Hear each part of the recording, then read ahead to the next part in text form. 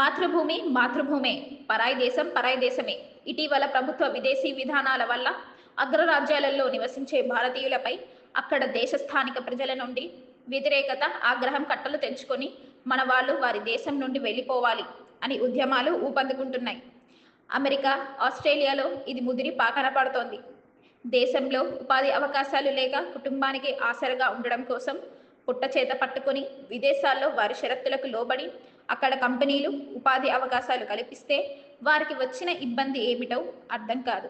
విదేశాల్లో క్రికెట్ ఆడే దేశాల్లో స్టేడియంలో వారి దేశ జాతీయ పతాకాలతో సరిసమానంగా మన వారు కూడా మన దేశ జాతీయ పతాకాలు చేత బూనీకేరింతలు కొడుతూ మన జట్లకు ప్రోత్సాహం ఇచ్చే వేళ ఆడేది మన దేశమేనా అని అనుమానం వ్యాఖ్యాతలకి వచ్చిన సందర్భాలు ఉన్నాయి.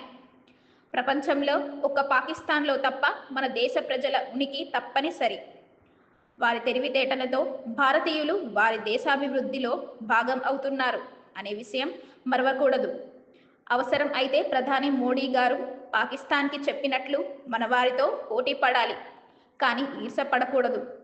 వివాహాలు కూడా దేశాల పిల్లలు దాటుతున్న వేళ ఇది మంచిది కాదు. హంస 3 ఛానల్.